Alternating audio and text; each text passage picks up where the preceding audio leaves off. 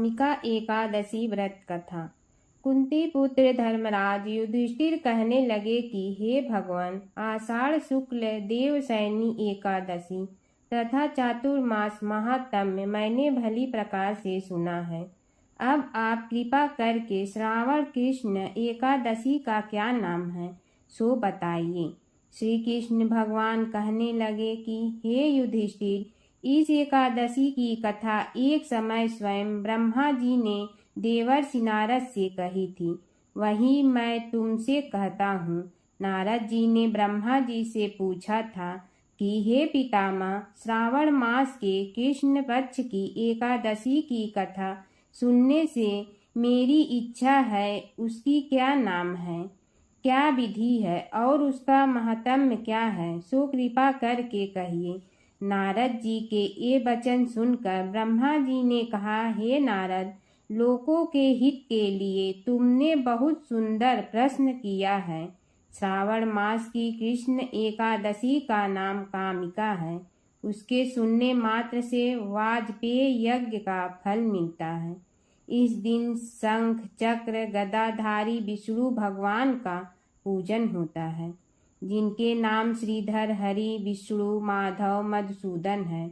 उनकी पूजा करने से जो फल मिलता है सो सुनो। जो फल गंगा, काशी, नैमिषारण्य और पुष्कर स्नान से मिलता है, वह विष्णु भगवान के पूजन से मिलता है। जो फल सूर्य व चंद्र ग्रहण पर कुरुक्षेत्र और काशी में स्नान करने से, समुद्र व सहित पृथ्वी दान करने से, सिंह राशि के बृहस्पति में, गोदावरी और गंडकी नदी में स्नान से भी प्राप्त नहीं होता, वह विष्णु भगवान के पूजन से मिलता है। जो मनुष्य श्रावण में भगवान का पूजन करते हैं, उनसे देवता, गंधर्व और सूर्य आदि सब पूजित हो जाते हैं। अतः पापों से डरने वाले मनुष्यों को कामिका एकादशी का व्रत और विष्णु भगवान का पूजन अवश्य करना चाहिए। पाप रूपी कीचड़ में फंसे हुए और संसार रूपी समुद्र में डूबे मनुष्यों के लिए इस एकादशी का व्रत और भगवान विष्णु का पूजन अत्यंत आवश्यक है। इससे बढ़कर पापों के नाशों का कोई उपाय नहीं है। हे नारद, स्वयं भगवान ने यही कहा है कि कामिका व्रत से जीव कुयोनि को प्राप्त नहीं होता। जो मनुष्य इस एकादशी के दिन भक्ति पूर्वक तुलसी दल भगवान विष्णु को अर्पण करते हैं, वे इस संसार के समस्त पापों से दूर रहते हैं। विष्णु भगवान रत्न, मोती, मणि और आभूषण आदि से इतने प्रसन्न नहीं होते जितने तुलसी दल से। तुलसी दल पूजन का फल 4 भार चांदी और 1 भार स्वर्ण के दान के बराबर होता है। हे नारद, मैं स्वयं भगवान की अति प्रिय तुलसी को सदैव नमस्कार करता हूँ। तुलसी के पौधों को सींचने से मनुष्य की सब यातनाएं नष्ट हो जाती हैं। दर्शन मात्र से सब पाप नष्ट हो जाते हैं और स्पर्श से मनुष्य पवित्र हो जाता है। कामिका एकादशी की रात्रि को दीपदान तथा जागरण के फल का महत्म्य चित्रगुप्त भी नहीं कह सकते। जो इस एकादशी की रात्रि को भगवान के मंदिर में दीपक जलाते हैं, उनके पितर स्वर्ग लोक में अमृत पान करते हैं, तथा जो घी या तेल का दीपक जलाते हैं, वे 100 करोड़ दीपकों से प्रकाशित होकर सूर्य लोक को जाते हैं। ब्रह्मा जी कहते हैं कि हे नारद, ब्रह्मा हत्या तथा भ्रूण हत्या आदि पापों को नष्ट करने वाली इस कामिका एकादशी का व्रत मनुष्य को यत्न के साथ करना चाहिए। कामिका एकादशी के व्रत का महत्म्य श्रद्धा से सुनने और पढ़ने वाला मनुष्य सभी पापों से मुक्त होकर विष्णु लोक जाता है। दूसरी कथा। एक गांव में एक वीर क्षत्रिय रहता था। एक दिन किसी कारणवश उसकी ब्राह्मण से हाथापाई हो गई और ब्राह्मण की मृत्यु हो गई। अपने हाथों मरे गए ब्राह्मण की क्रिया उस क्षत्रिय ने करनी चाहिए, परंतु पंडितों ने उसे क्रिया में शामिल होने से मना कर दिया।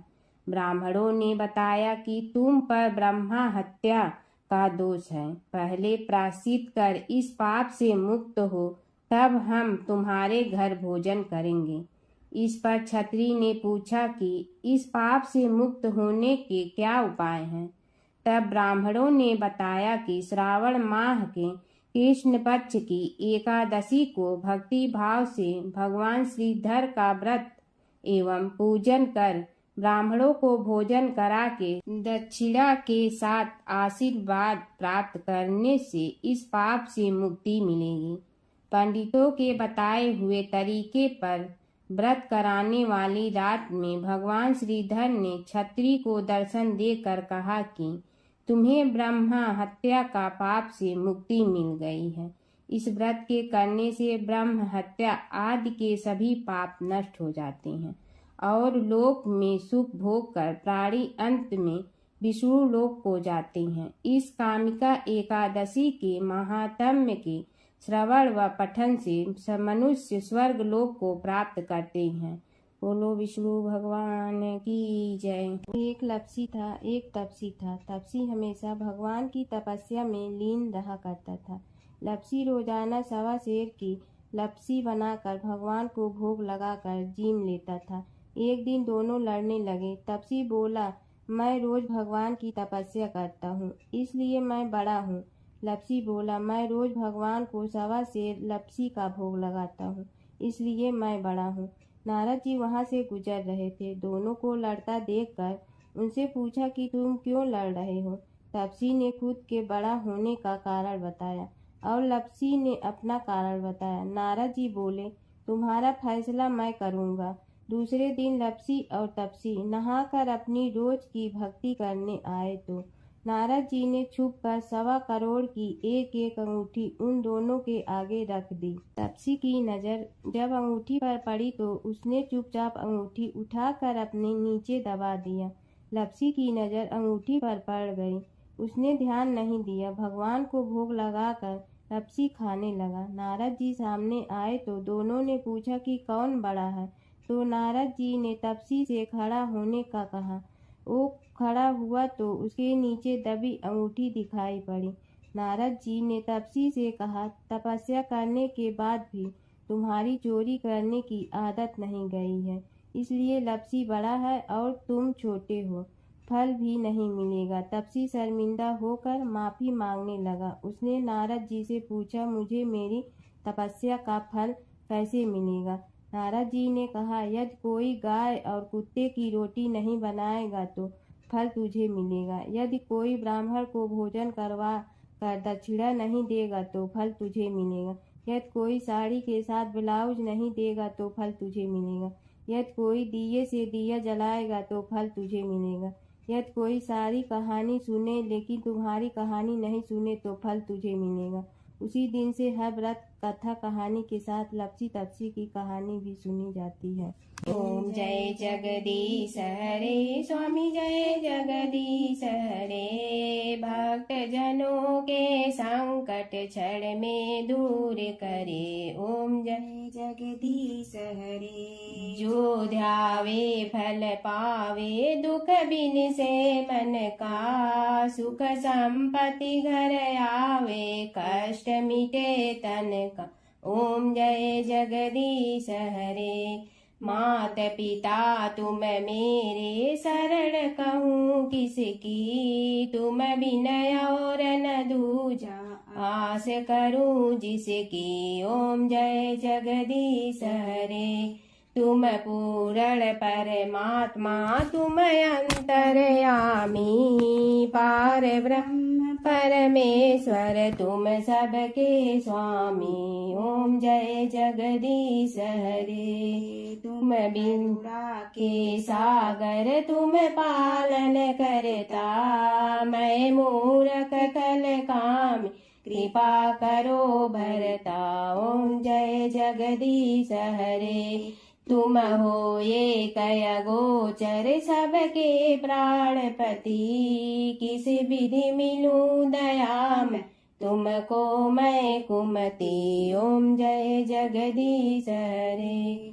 दीन बंधु दुख हरता तुम रक्षक मेरे, अपने हाथ उठाओ द्वार पड़ा तेरे।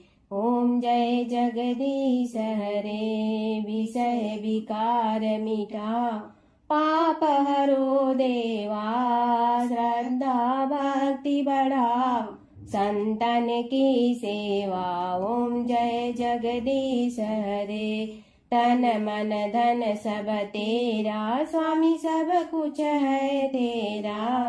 तेरा तुझको अर्पण क्या लागे मेरा। ओम जय जगदीश हरे, जय जगदीश हरे, स्वामी जय जगदीश हरे। भक्त जनों के संकट क्षण में दूर करे। ओम जय जगदीश हरे, स्वामी जय जगदीश हरे।